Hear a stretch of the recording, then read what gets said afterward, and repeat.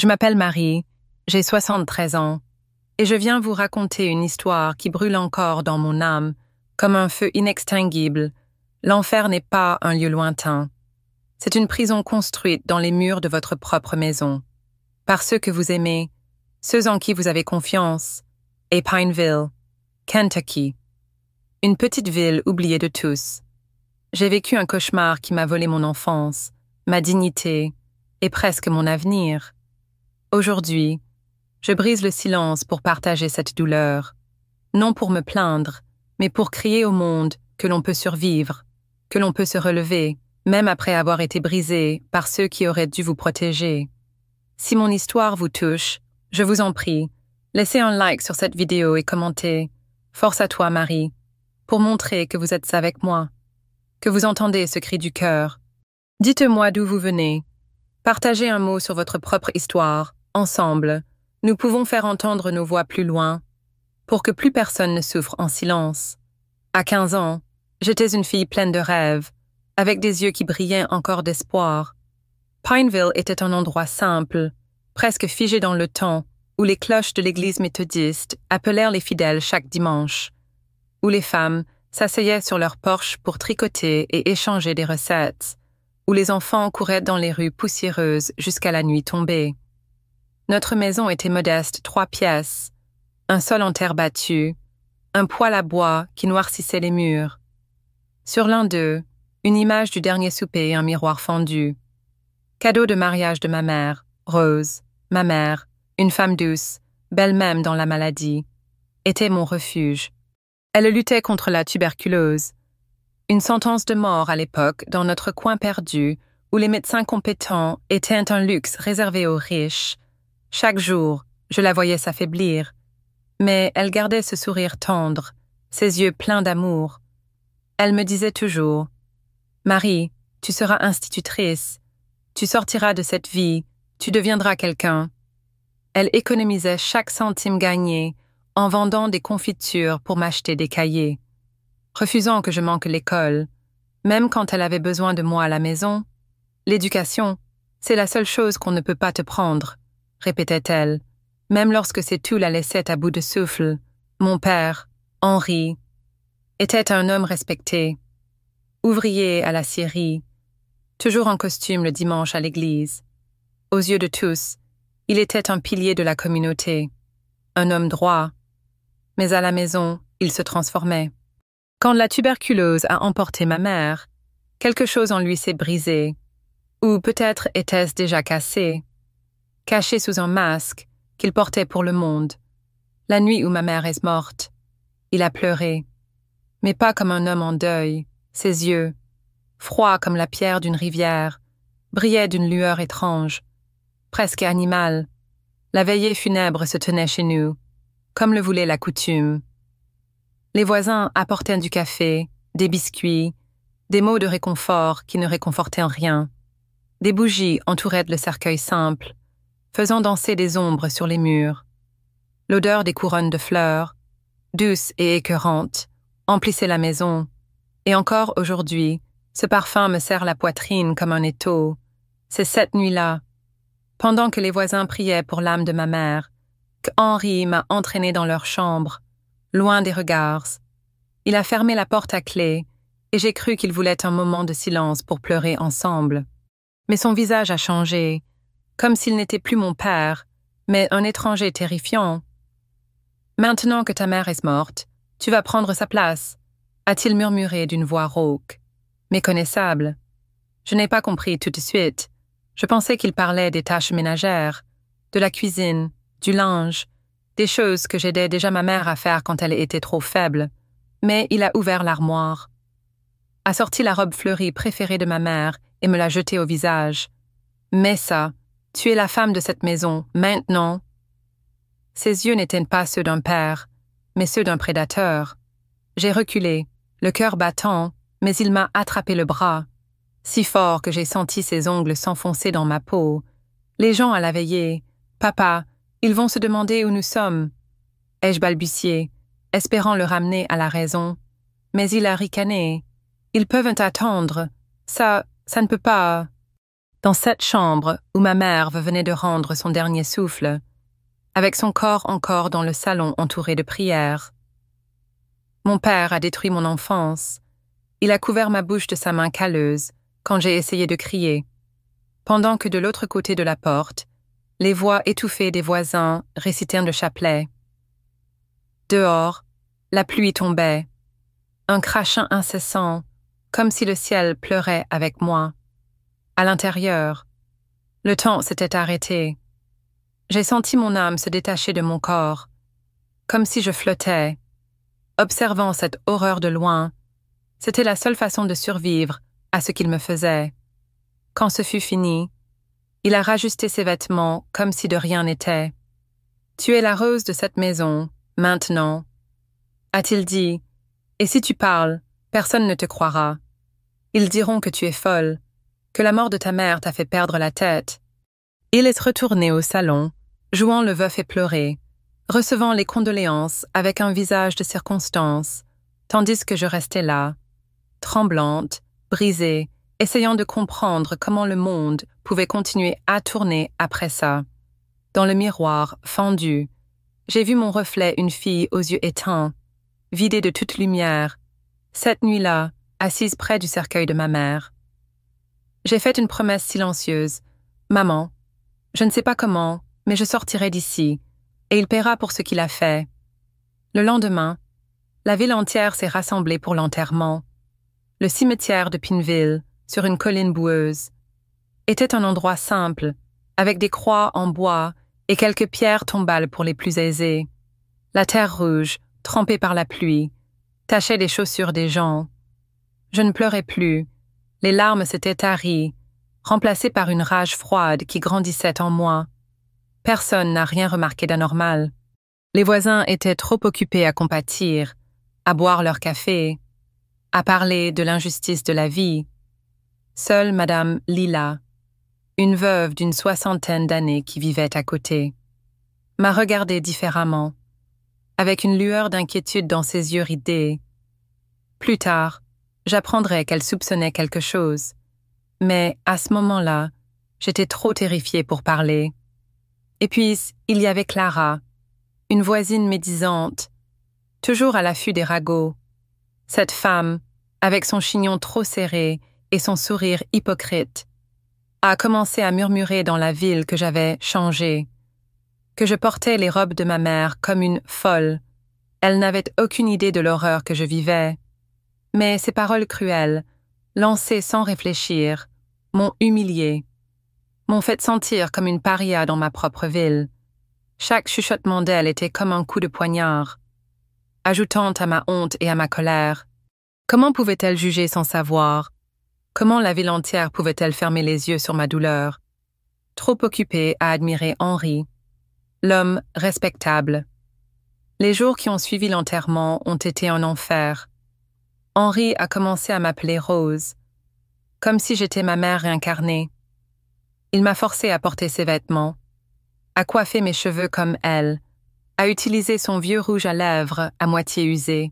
« Tu es la femme de cette maison », répétait-il, et chaque mot était une chaîne de plus autour de moi. Une nuit, il est allé encore plus loin. Il a pris mes affaires d'enfant, mes robes, mes chaussures usées, le journal intime que ma mère m'avait offert, et les a jetés dans le poêle à bois. Les flammes ont dévoré ce qui restait de mon identité, et il a ri, un rire cruel, en disant « Tu n'as plus besoin de ça, tu es Rose. Maintenant… » J'ai regardé, impuissante, mes souvenirs partir en cendres, et une fureur sourde a grandi en moi. Une rage contre lui, contre cette maison, contre cette ville qui continuait à vivre comme si de rien n'était. Comment osait-il effacer qui j'étais? Comment osait-il me voler ma mère une seconde fois en brûlant ses mots, ses souvenirs? Tout ce qu'elle m'avait laissé, l'école, mon seul refuge, m'a été arraché aussi. J'adorais apprendre, et Mademoiselle Evelyn, mon institutrice, voyait en moi une élève prometteuse, mais Henri a décidé que je n'avais plus besoin d'éducation. Une femme reste à la maison, a-t-il déclaré, et il m'a interdit d'y retourner, un dimanche.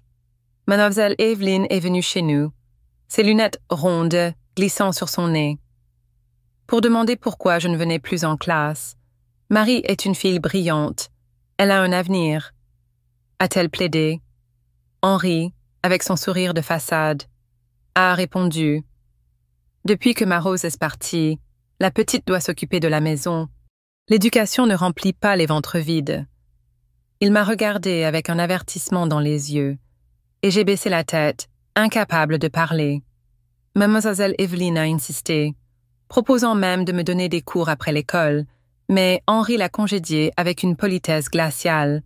Quand elle est partie, il m'a attrapé par le bras et m'a murmuré « Si tu parles, je te ferai regretter d'être né. » La porte de l'école, ma porte vers la liberté, s'est refermée à jamais. Un autre personnage est entré dans ma vie à ce moment-là, Tom, un jeune livreur d'une quinzaine d'années qui apportait des provisions à la maison. Il était timide, avec des cheveux en bataille et des yeux curieux. Il a remarqué les bleus sur mes bras, les cernes sous mes yeux, mais il était trop jeune, trop effrayé pour faire quoi que ce soit. Une fois, il a glissé un bonbon dans le panier de provisions. Un petit geste de gentillesse qui m'a fait pleurer. Mais quand Henri l'a surpris en train de me parler, il l'a chassé en hurlant, menaçant de le frapper s'il revenait. Tom n'a plus osé me regarder dans les yeux après ça, et je me suis sentie encore plus seule. Coupable d'avoir attiré des ennuis sur ce garçon innocent, Madame Lila, la veuve d'à côté, était différente. Elle venait souvent avec une excuse, un morceau de gâteau, un bout de tissu, et me regardait avec une douceur qui me rappelait ma mère. « Comment vas-tu, ma petite ?» demandait-elle. Ses yeux scrutant les marques sur mes bras que je cachais sous des manches longues. Elle ne posait jamais de questions directes, mais je sentais qu'elle savait. Une fois, elle m'a prise à part et m'a dit « Si jamais tu as besoin de moi, ma porte est ouverte. » Ces mots étaient une lueur dans l'obscurité, mais la peur m'empêchait de parler. Qui me croirait, Henri était l'homme parfait aux yeux de Pineville travailleur, pieux, irréprochable. Et moi, j'étais juste une fille brisée, invisible sous le poids de son ombre, chaque jour. La ville continuait son rythme immuable. Les cloches sonnaient, les hommes partaient travailler, les femmes papotaient, les enfants jouaient. Mais moi, j'étais prisonnière dans cette maison de bois, où chaque craquement du plancher, chaque regard d'Henri me rappelait que j'étais à sa merci. La rage bouillonnait en moi, non seulement contre lui, mais contre cette ville qui détournait les yeux, contre Clara qui répandait ses ragots venimeux, contre le pasteur Jacob qui récitait ses prières mécaniques sans voir ma détresse, contre tous ceux qui auraient pu m'aider mais ne l'ont pas fait. Comment une communauté entière pouvait-elle être aussi aveugle? Comment pouvait-il louer un monstre comme Henri? Pendant que j'étouffais sous son emprise, cette injustice, cette trahison collective me consumait autant que les actes de mon père. Pourtant, au fond de moi, la promesse faite à ma mère brûlait encore. Je survivrais, je m'échapperais, et un jour, il paierait pour chaque larme, chaque cri étouffé, chaque morceau de moi qu'il avait brisé. Cette rage, cette douleur, elle deviendrait ma force, et c'est ainsi, mes chers, que commence mon histoire. Une histoire de ténèbres, mais aussi de combat, de survie, et d'une colère qui m'a portée jusqu'à la lumière. La maison en bois de Pineville était devenue ma prison, une cage où chaque craquement du plancher me rappelait que j'étais à la merci de Henri, mon père, cet homme que la ville vénérait comme un saint, mais qui, derrière les murs, était un monstre. À 15 ans, j'étais une ombre, une marionnette forcée de jouer le rôle de ma mère. Rose, dans une mascarade perverse orchestrée par celui qui aurait dû me protéger. Chaque matin, je me réveillais avec la peur au ventre, me demandant quelle nouvelle horreur m'attendait, quelle nouvelle humiliation viendrait nourrir la rage qui bouillonnait en moi. Pineville, avec ses cloches d'église et ses porches où les femmes papotaient, était un décor de normalité qui masquait mon enfer personnel.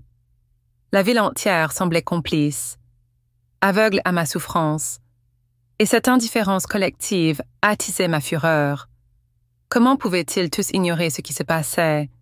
Comment pouvaient-ils continuer à sourire à Henri, à lui serrer la main, pendant que j'étouffais sous son emprise, mais au fond de moi, la promesse faite à ma mère, sortir d'ici, survivre, le faire payer, était une flamme qui refusait de s'éteindre.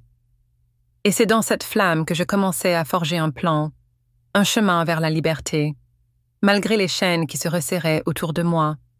Les jours qui ont suivi la mort de ma mère n'étaient plus qu'un brouillard de douleur et de terreur. Henri devenait de plus en plus imprévisible.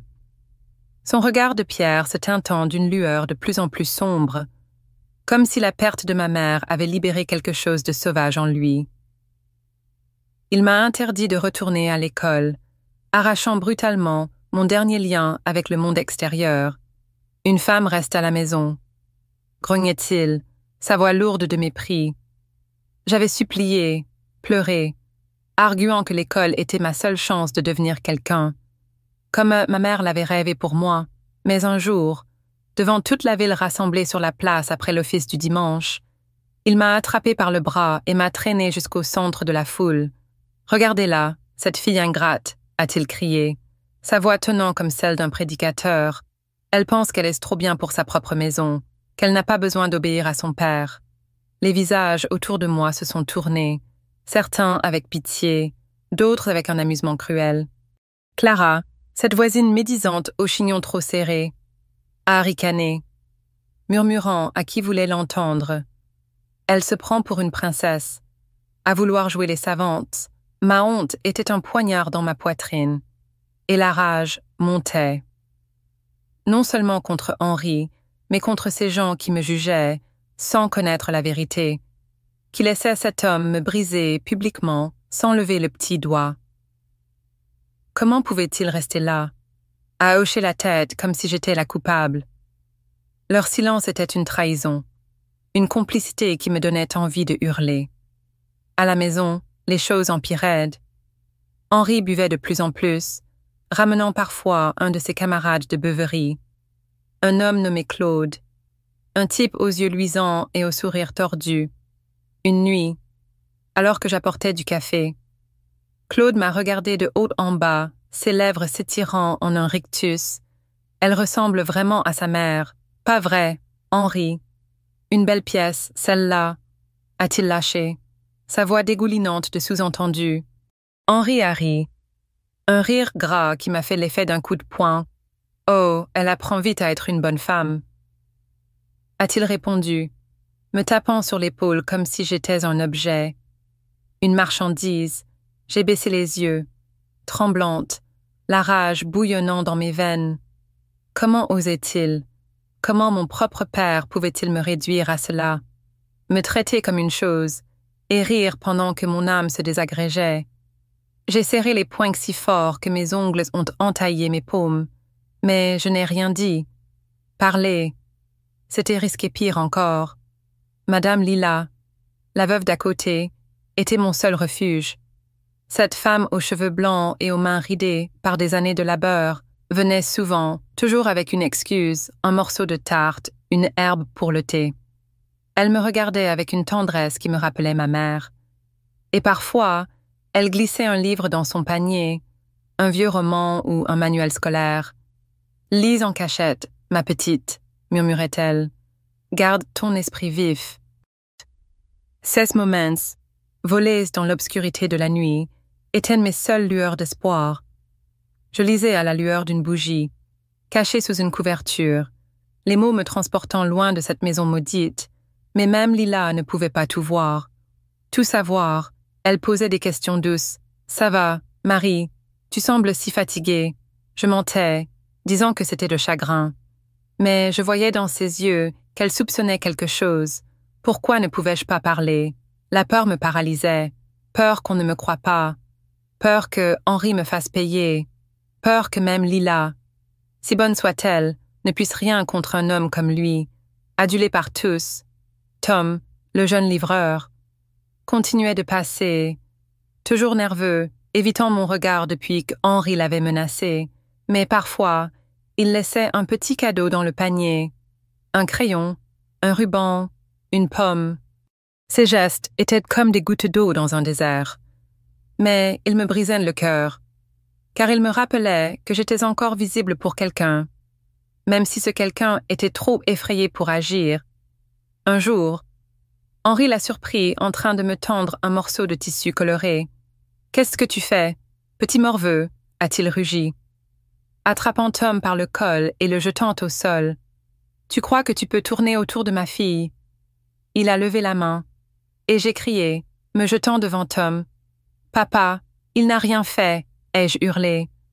Mais Henri m'a repoussé si fort que je suis tombée, et il a donné un coup de pied à Tom avant de le chasser. Le garçon a couru, le visage en sang, et je me suis effondrée, pleurant non seulement pour moi, mais pour lui, pour cette innocence qu'Henri piétinait sans remords. Ma colère était un volcan, prête à exploser. Comment pouvait-il blesser un enfant, un gamin qui voulait juste être gentil? Comment cette ville pouvait-elle fermer les yeux sur un tel monstre? Le pasteur Jacob, un homme usé qui prêchait dans 5 paroisses, était une autre source de rage. Lors d'une messe, je l'ai approché, tremblante, espérant qu'il verrait ma détresse. « Mon père, il n'est pas lui-même depuis la mort de maman. » ai-je murmuré, cherchant mes mots. Il m'a regardé, avec un sourire fatigué, tapotant ma main comme on calme un enfant capricieux. « La perte est dure, Marie, prie, et Dieu apaisera son cœur. » Apaiser son cœur.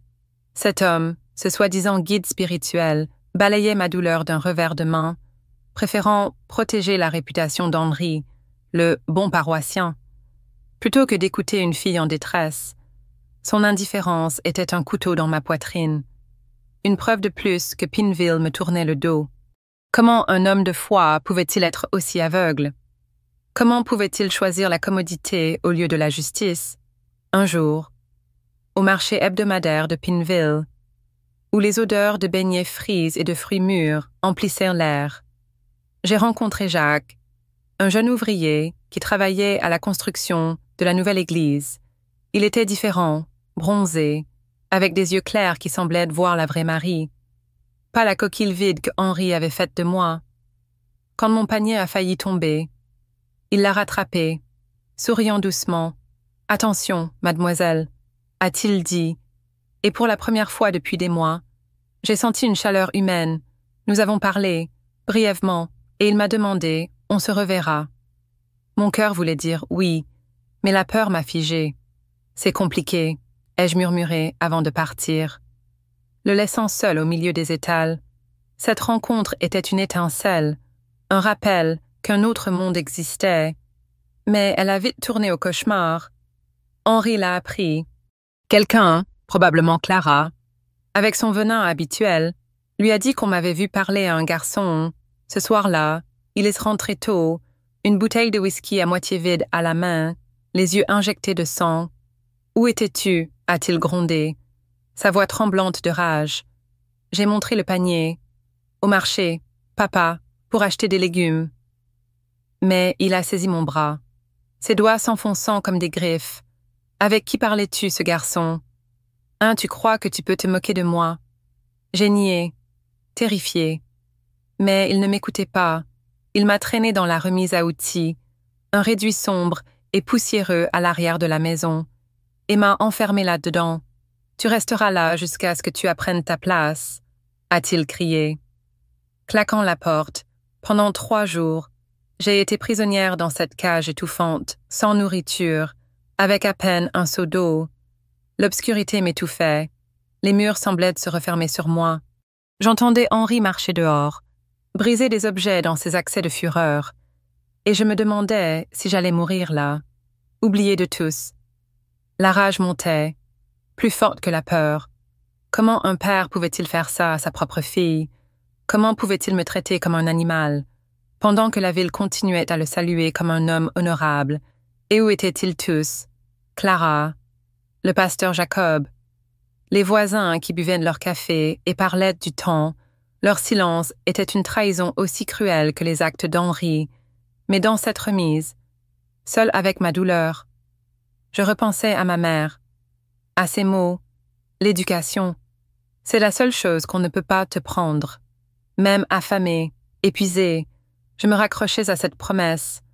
Madame Lila, avec ses visites discrètes, était devenue ma planche de salut, une nuit. Elle a glissé un petit mot dans un panier de légumes. « Tiens bon, ma petite, on trouvera un moyen. » Ces mots, si simples, étaient un phare dans la tempête. Jacques, lui aussi, restait dans mes pensées. Je l'imaginais, libre, travaillant sous le soleil, loin de cette maison maudite. Ces fragments d'espoir, Lila, Jacques, la mémoire de ma mère, alimentaient ma colère. Une colère qui n'était plus seulement contre Henri, mais contre tout un système qui permettait à des monstres comme lui de prospérer. Cette ville, avec ses messes et ses sourires hypocrites, était complice. Et cette injustice, cette trahison collective, me donnait envie de tout brûler, de crier ma vérité jusqu'à ce que leurs oreilles saignent. Pourtant, c'est dans cette remise, au fond de l'abîme, que j'ai pris une décision. Je ne serai pas seulement une survivante, je serais une combattante. Henri pouvait me voler mon enfance, mes rêves, ma voix, mais il ne me prendrait pas ma volonté. Je sortirais de cette cage et je ferais payer à cet homme et à cette ville chaque instant de douleur qu'il m'avait infligé. La rage était mon carburant, et elle me porterait jusqu'à la liberté. Quoi qu'il en coûte, dans la remise obscure où Henri m'avait enfermé, l'odeur de bois pourri et de terre humide me suffoquait, mais c'était la rage qui me maintenait en vie. Chaque coup, chaque humiliation, chaque regard méprisant de mon père attisait un feu en moi, un brasier de colère contre lui, contre Pineville, contre cette communauté qui fermait les yeux sur mon calvaire. La promesse faite à ma mère, Rose, résonnait dans ma tête comme un tambour de guerre. Je m'échapperais, je survivrais, et un jour, je ferais payer à Henri le prix de ses crimes. Cette ville, avec ses cloches d'église et ses faux semblants, était aussi coupable que lui. Clara avec ses ragots venimeux. Le pasteur Jacob avec son indifférence lâche. Les voisins qui buvaient leur café en ignorant mes cris silencieux. Mais dans l'obscurité de cette cage, une lueur d'espoir s'était allumée. Portée par Madame Lila et Jacques, les seuls à voir la vraie Marie. Pas la marionnette brisée qu'Henri avait faite de moi. Cette lueur, mêlée de fureur, deviendrait mon arme, et je jurais de m'en servir pour briser mes chaînes et reprendre ma vie. Madame Lila, avec sa sagesse discrète, est devenue mon alliée secrète. Elle venait plus souvent, toujours avec une excuse, un panier de légumes, un bout de tissu, pour cacher ses véritables intentions. Un matin, elle m'a glissé un plan audacieux. Je laverai le linge des ouvriers de la construction de l'église, où Jacques travaillait. L'argent gagné serait mis de côté pour ma fuite. Il faut que ton père s'habitue à voir Jacques, qu'il pense que c'est normal, a-t-elle murmuré. Ses yeux brillants d'une détermination que je n'avais jamais vue. Jacques, lui, jouait son rôle à la perfection. Il venait 2 fois par semaine, apportant des sacs de vêtements sales et récupérant les propres, toujours sous le regard méfiant de Henri.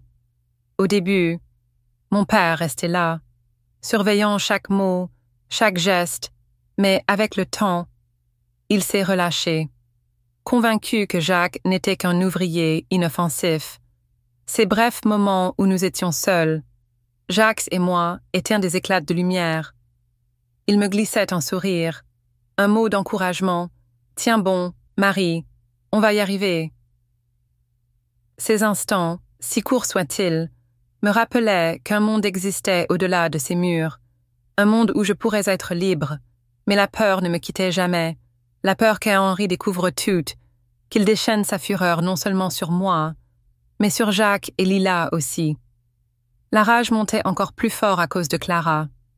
Cette vipère qui continuait à répandre ses poisons dans Pineville. Lors de la fête du 4 juillet, un événement où la ville entière se rassemblait autour de feux de joie et de danses carrées. Elle a dépassé toutes les bornes. Henri, dans un rare élan de façade, m'avait autorisé à y aller. vêtu de la robe fleurie de ma mère, la seule qu'il me permettait de porter. Il voulait jouer le père dévoué, celui qui console sa fille après la perte de sa mère. Mais sur la place, alors que les odeurs de maïs grillé et de whisky maison emplissaient de l'air, Clara m'a pointé du doigt devant une foule de femmes. « Regardez-la, celle-là, qui se pavane dans les robes de sa mère. Elle croit qu'elle peut séduire ce garçon de la construction, ce Jacques, une honte à son âge, a-t-elle sifflé. Son sourire cruel scintillant sous les lumières des feux. Les rires et les murmures des autres m'ont transpercé comme des flèches. J'ai baissé la tête, les joues brûlantes, mais Henri, qui avait entendu, m'a attrapé par le bras et m'a traîné devant tout le monde. « Tu oses me déshonorer, a-t-il rugi, et sa main s'est abattue sur mon visage. Un claquement qui a résonné dans la nuit. La foule s'est tue, mais personne n'a bougé, pas un mot, pas un geste pour m'aider. Ils ont détourné les yeux, comme si ma douleur n'existait pas, comme si j'étais invisible. Cette humiliation publique, cette trahison collective, a fait bouillir ma colère à un point que je n'avais jamais atteint. Comment osait-il rester là, à regarder un homme frapper sa fille sans rien faire? Comment cette ville pouvait-elle être aussi lâche? Aussi complice, j'ai serré les poings, retenant un cri qui aurait pu déchirer le ciel. Ce soir-là, de retour à la maison, Henri était ivre de whisky et de rage. Il m'a poussé contre le mur, son souffle fétide sur mon visage. « Tu crois que tu peux me défier avec ce garçon? Tu es à moi, Rose, à moi !» a-t-il hurlé, me secouant si fort que ma tête a heurté le bois. J'ai fermé les yeux, me réfugiant dans cet endroit dans ma tête où j'étais libre, où ma mère me tenait la main, où Henri n'existait pas. Mais la réalité me rattrapait toujours. Chaque jour, il resserrait son emprise, brûlant ce qui restait de moi. Il a forcé mes cheveux à être tressés comme ceux de ma mère, m'a fait porter son parfum, un flacon à moitié vide qu'il gardait comme un trophée. Une fois, il a invité Claude à dîner, et les deux hommes ont ri en me regardant servir. Claude lançant des commentaires obscènes. « Elle fait une bonne épouse, hein, Henri ?» Mon père a ricané, levant son verre comme pour célébrer ma déchéance. J'ai senti une fureur si intense que j'ai cru que mon cœur allait exploser. Comment pouvait-il me réduire à cela? Comme si je n'étais rien d'autre qu'un jouet pour leur amusement. Comment Pineville pouvait-elle continuer à vivre, à danser, à prier? Pendant que j'étais enchaînée dans cet enfer, mais Madame Lila et Jacques ne m'ont pas abandonnée. Un jour, Lila est arrivée avec un plan plus précis. Mardi, à 4 heures du matin, un corps part pour Louisville, a-t-elle chuchoté, cachant un billet dans un panier d'herbe. Mon frère, Samuel, nous conduira jusqu'à la route principale. Jacques sera là pour t'aider. Samuel, un homme bourru mais loyal, était prêt à risquer sa vie pour moi. Une fille qu'il connaissait à peine. Ce plan était dangereux, mais c'était ma seule chance. Jacques, de son côté, continuait à apporter des vêtements, la laver, glissant discrètement un peu d'argent supplémentaire dans les paquets. Cet argent, que Lila gardait pour moi, était notre fonds d'évasion. Chaque pièce économisée était un pas vers la liberté, mais aussi un risque de plus. Si Henri découvrait quoi que ce soit, sa fureur serait implacable. La veille du 4 juillet, alors que Pineville se préparait pour les célébrations, Henri a semblé plus calme, presque trop. Il m'a regardé avec un sourire étrange, disant « Tu vas venir à la fête. Rose, montre à tout le monde que tu es une bonne fille. » J'ai obéi, terrifiée par ce calme inhabituel. Sur la place, alors que les feux crépitaient et que les rires emplissaient l'air, j'ai vu Jacques de l'autre côté. Il a murmuré quelque chose à Lila, qui s'est approchée de moi avec une excuse. « Viens, ma petite, on va chercher du whisky pour se réchauffer. » Henri, occupé à boire avec ses amis, m'a laissé partir d'un signe de tête. Dans l'ombre, Jacques m'a rejointe. « Tout est prêt », a-t-il dit, sa voix basse, mais ferme. Mardi, 3 heures du matin, je viens te chercher. Lila mettra un somnifère dans le café de ton père. Samuel nous attendra avec la voiture. Mon cœur battait à tout rompre. 3 jours, et je serais libre, mais la peur me tenaillait, et si Henri se réveillait, et si quelqu'un nous voyait, tout ira bien. A promis Lila, mais je voyais l'inquiétude dans ses yeux. Les 2 jours suivants ont été une torture. Chaque regard de Henri, chaque mot me faisait craindre qu'il ait deviné notre plan. Le lundi soir, Lila est venue avec un pain de maïs, un clin d'œil discret m'indiquant que le somnifère était dedans. J'ai servi une généreuse part à Henri avec un café sucré. Comme elle l'avait conseillé, il a mangé sans rien suspecter. Et 1 heure plus tard, il ronflait profondément. J'ai rassemblé mes maigres affaires, une robe, une médaille de la Vierge Marie ayant appartenu à ma mère, l'argent cousu dans l'ourlet de ma jupe, et j'ai attendu, fixant l'horloge. Chaque tic-tac était un coup de marteau dans ma poitrine. La liberté était si proche, mais le danger encore plus. À 2 heures du matin, j'ai pris mon sac et me suis dirigée vers la porte. Verrouillée, la clé, habituellement accrochée à un clou, n'y était pas. La panique m'a saisie. J'ai jeté un regard dans la chambre d'Henri, il ronflait. La bouteille de whisky vide à côté de lui, et la clé brillait autour de son cou. Pendu à une chaîne, il savait. D'une manière ou d'une autre, il avait deviné. Mon cœur s'est serré, mais je n'avais pas le choix. Je devais essayer autre chose. La fenêtre de la remise, celle où j'avais été enfermée, était ma seule option. Mais quand j'y suis arrivée, j'ai vu qu'elle était clouée avec des planches. Henri avait tout prévu. Comme un chasseur piégeant sa proie, la rage et la terreur se mêlaient en moi.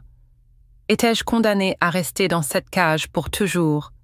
À cet instant, j'ai entendu un bruit à la porte d'entrée, un cliquetis métallique. « Marie, tu es là !» a chuchoté une voix. C'était Jacques. « Arrivez plus tôt. Éloigne-toi. Je vais forcer la serrure. » a-t-il dit, après des minutes interminables. La porte s'est ouverte avec un clic. Jacques était là, un sourire soulagé sur le visage. « Vite, viens !»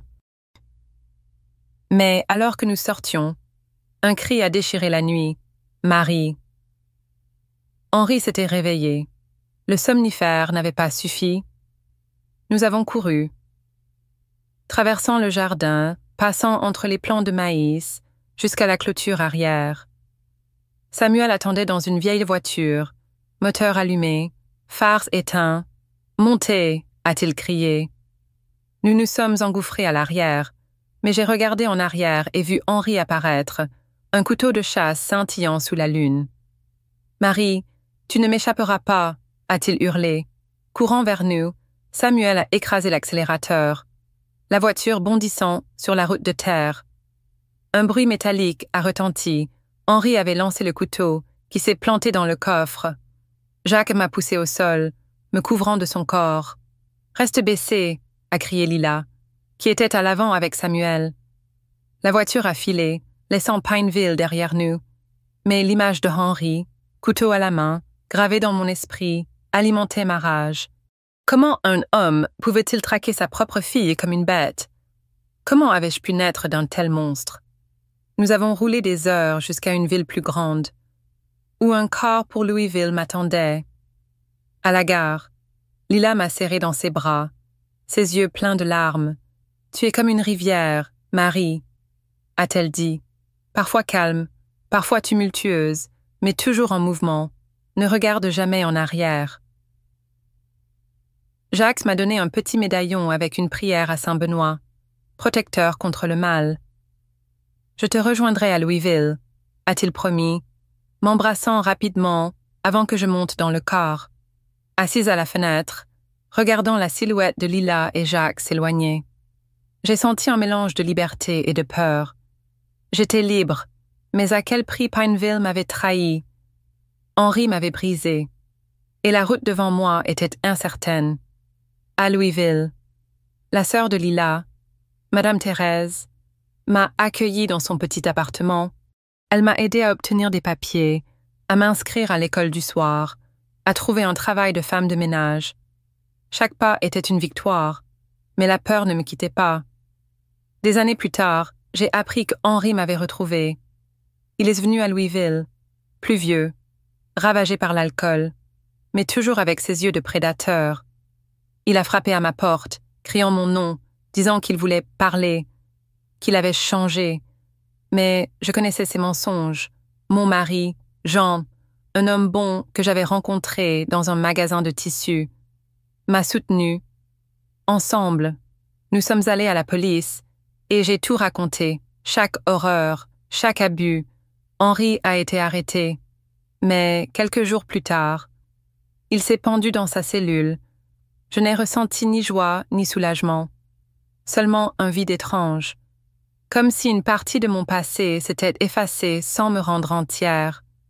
Aujourd'hui, à 73 ans, je suis grand-mère, entourée de mes enfants et petits-enfants, mais les cicatrices de Pineville restent, tout comme la rage contre une ville qui m'a laissé tomber, contre un pasteur qui a détourné les yeux, contre une Clara qui m'a humiliée, contre un monde qui ferme trop souvent les yeux sur les victimes. Je raconte mon histoire pour celles qui vivent encore leur enfer, pour leur dire qu'on peut survivre, qu'on peut se battre.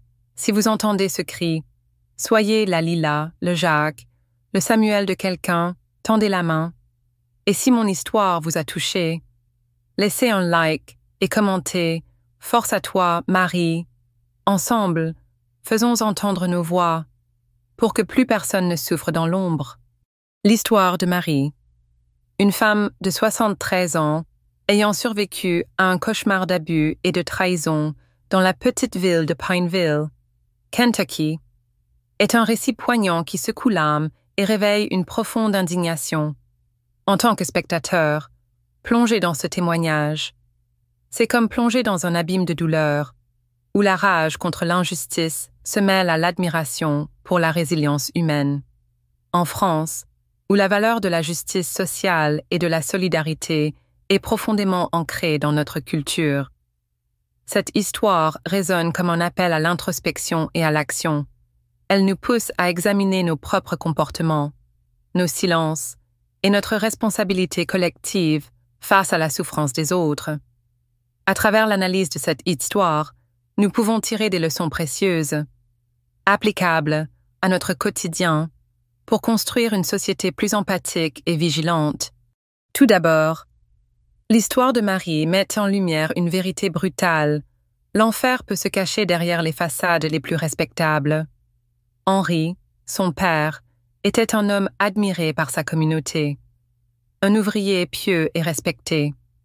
Mais, dans l'intimité de sa maison, il était un monstre.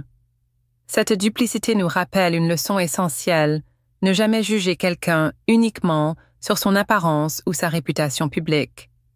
En France, où l'on valorise souvent l'élégance et la retenue, il est facile de se laisser aveugler par les apparences. Nous devons apprendre à écouter les silences, à remarquer les signes discrets de détresse, un regard fuyant, une marque cachée, une absence inexpliquée. Marie a souffert pendant des années parce que personne, ou presque, n'a osé regarder au-delà de la façade de Henri. Cette leçon nous invite à cultiver une curiosité bienveillante, à poser des questions, même inconfortables. Quand nous soupçonnons qu'une personne souffre, en tant que Français, nous chérissons la liberté individuelle. Mais cette liberté inclut aussi la responsabilité de protéger les plus vulnérables. Ensuite, l'indifférence collective de Pineville, incarnée par Clara. Le pasteur Jacob et les voisins qui détournèrent les yeux est une accusation cinglante contre la complicité par le silence. En France, où la devise « liberté, égalité, fraternité » guide notre ethos. Cette indifférence est une trahison des valeurs que nous défendons. Combien de fois avons-nous vu une situation troublante, une dispute dans la rue, un enfant qui semble effrayé, une femme qui évite le contact visuel et choisit de ne rien faire par peur de nous mêler de ce qui ne nous regarde pas? L'histoire de Marie nous enseigne que le silence est une forme de violence. Chaque fois que nous détournons le regard, nous donnons du pouvoir aux abuseurs. La fraternité, si chère à notre culture, exige que nous agissions, que nous tendions la main, même si cela signifie sortir de notre zone de confort. Cela peut commencer par un geste simple, demander à une personne si elle va bien, signaler une situation suspecte aux autorités, ou soutenir une association qui aide les victimes d'abus. En France, des organisations comme SOS Femmes ou le 379 sont des ressources précieuses pour ceux qui souffrent en silence. La résilience de Marie est une autre leçon puissante.